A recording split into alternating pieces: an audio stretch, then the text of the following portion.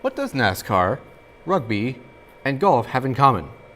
Well, they all suck, but also, they're usually broadcast live on television. The invention of live streaming has been a groundbreaking invention that has brought people together around the world. No matter the event that you're live streaming, most people look at, say, a baseball game and be like, wow, they must have huge pieces of equipment, like the live streaming equipment must be huge. And if you're a business, that's probably correct. However, for me and you basic people,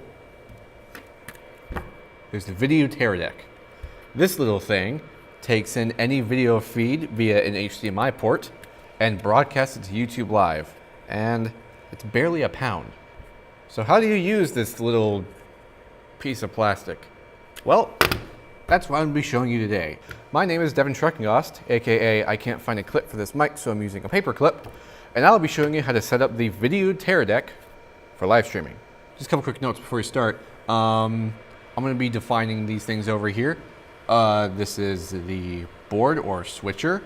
This is the production studio. This is what receives all of the cameras.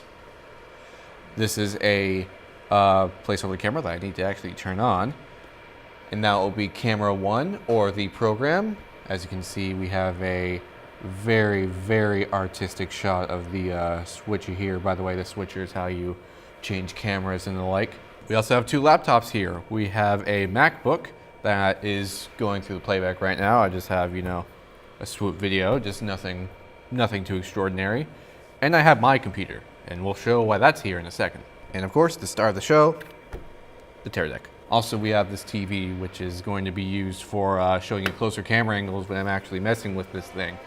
Conventionally, it's used for crummy TV shows and pop-up ads, so you can buy. All right, let's get started. All right, so before you even turn this thing on, the first thing you gotta do is look at the back, because there are some things you have to set up here before you begin. What you'll need is first, power. Yes, this thing does come with a built-in battery, but it is horrible. When I was testing it just to make this video, wasn't even live streaming anything, it died within a half hour.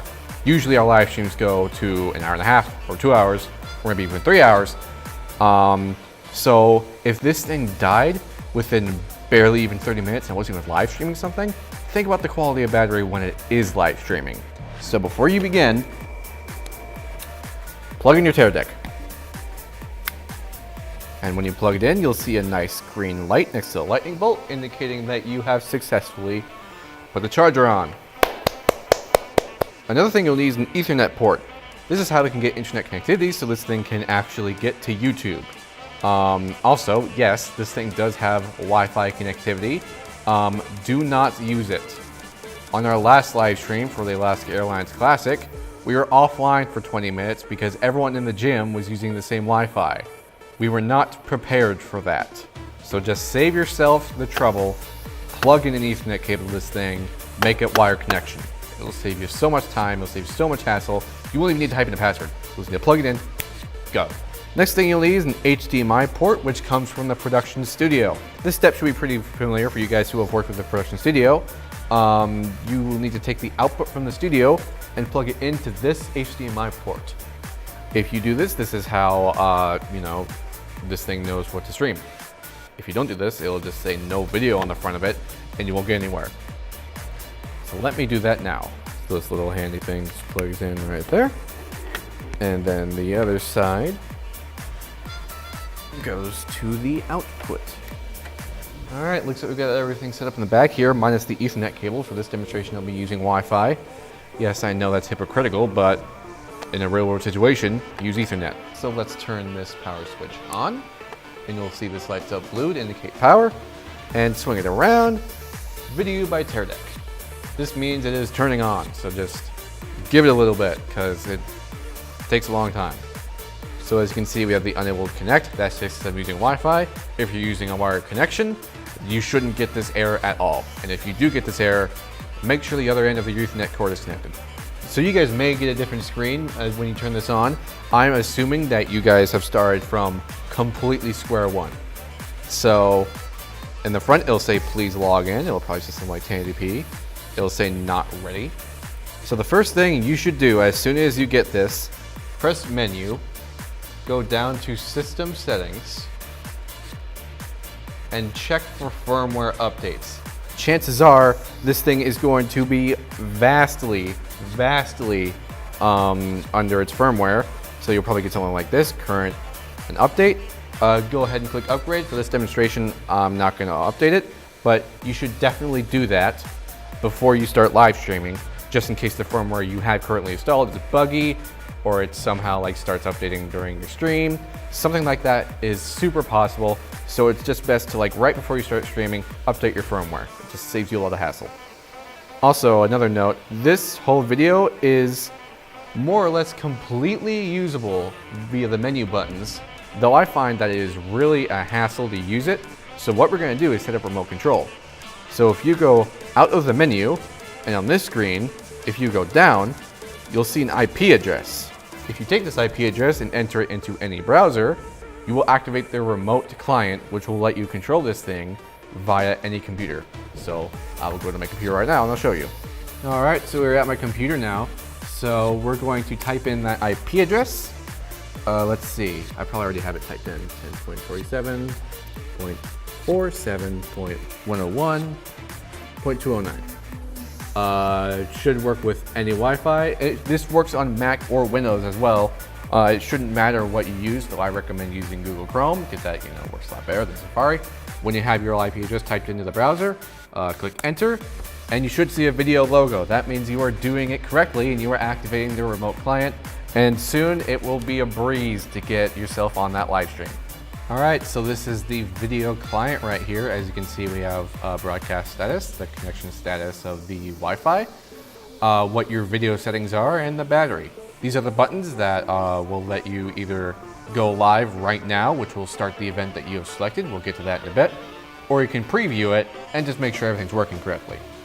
So before you even get all this set up, go into your settings and you will immediately go to the broadcast tab, and you might see Orange Juice already logged in. If you don't see Orange Juice already logged in, or you see a button that says authorize your video, log out of that account that's not Orange Juice, just press authorize your video. Generate code, and this is the code you need. Copy and paste that, head to google.com/device, type in the code, make sure that you are connected to the Orange Juice account so you don't randomly link your video to something else. So it will say Teradek encoder wants access to your Google account, just say allow, and after a while it'll say success device connected. So once you got to this point, you can either close this tab or you can, on the same tab, go to youtube.com. And from here, we're going to set up our live stream events. Go to the Orange Juice logo, go to YouTube Studio Beta. YouTube Studio Beta is the homepage we'll use, but this is not good for live streaming, so we're gonna go to Creator Studio Classic. Just skip their dumb little questionnaire. Now you're at the Classic Creator Studio. In 10 years, this might be different. You might be forced to use YouTube Studio Beta, but soon enough, they'll have all their features ready to go, so it won't be too much of a deal. All right, go to the live streaming tab. Then once that loads, go to events. So you'll see you don't have any upcoming events. So now go back to the video tab. This should say successfully authorize your video. Press continue. Should say Orange Juice. Now click create event. Give it a title. We'll do, test stream. And then for a description, we'll go yay. Start time can be right now. It won't automatically start your stream until you give it the go ahead, or you can set some time in the future. Normally you'd set this to public, but since we're just going to be doing it on our account just for this tutorial purposes, we'll set it to private. All right, after a while, it will bring you back to the screen, bring down this drop-down window, and you will see test stream. Select that. Once you click apply, it'll say success, your settings were applied. Once you see that, you are now successfully linked into that event. And once you click go live or preview, it will go live with that video's title and description with that video's link. All right, you can go back to my video now, and it should say ready. On the Teradek itself, it should say ready. Go back up there, should say the name of your stream. And just to make sure everything's good, we'll go back to live events. We'll refresh the page, and there's test stream. Now you can go in and edit as much as you want. If there's any changes you want, change the event date, change the title, change the description, it'll let you do that. Just make sure you don't edit the ingestion settings because that's what the Teradek uses to make sure that's operating successfully. So make sure you don't change that. Instead, go to the live control room. From here, you'll see you've not chosen maximum bitrate. That's fine. The video will do it itself. The video is completely automated, so it should be ready to go. Just to make sure everything's working, we will preview it. Clicking that button will change the client. On the web client, it'll say preview, and on the video, it'll say preview to signify that you are currently in a preview. Now go back to the YouTube tab. Of course, it says stream status bad because I'm using a Wi-Fi connection. It should say stream status good because you, hopefully, will be using a wired connection. Please, for the love of God, use a wired connection. All right, click play on this, and there's your preview. So this is this camera right here, and you can listen to it, make sure the audio is fine, make sure everything's good. And once you are comfortable with all of your settings, go back to the video tab and click go live. As soon as you do that, you'll be live streaming ready to go. What I recommend doing is going back to this tab and clicking on the text right here. This will bring you to the watch page, and now you can see that we are live. We're in a private session, but we are live. One thing I should note is that when you're live streaming, if you, for example, move this or wave your hand in front of it, it's not going to update the client immediately. Like, see, I can record it right now, and it's actually still set to the other camera. If you wait a second, there's me moving the camera.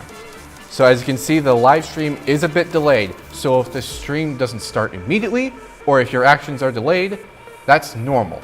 The reason this happens is because this little device is not instant in going directly to YouTube. It takes a little bit to go up to YouTube servers, and YouTube has to process it, make sure there's no copyright stuff, and then it brings it to your screen. This delay, or latency, can be checked by right-clicking on the YouTube video, clicking Stats for Nerds, and then you will see a bar with the text live latency, and then a number. This number is measured in seconds, and it tells you approximately how much the delay is from your video to YouTube. In this case, we have about a 15-second delay. All right, and when you want to end your live stream, say you're done for the day, you've had a really good time broadcasting the basketball game, go all the way back to your VidiU tab. You'll see two different buttons here. The stop button cuts this off, but it does not end the event. So the event will keep going with either a black screen or a forever buffering. I wouldn't recommend using the stop button unless you need to, for some reason, troubleshoot the video. If you are completely done with your stream and you are happy with it, press complete. What this will do is that it will stop the video from broadcasting, and it will complete the event, and YouTube will give its default "thank you for watching" stream. So we'll do that right now, just as a proof of concept. We'll press complete, and it'll say event completed. So let's go back to the stream. Just, we'll have the delay. If we wait it out, boom. Thanks for tuning in. Stream ended 4 seconds ago. And for the live streaming part of it, that's basically it. You've just live streamed. This should get you off your feet really fast as long as you know how to use the studio and the switcher. This tutorial should help you a lot.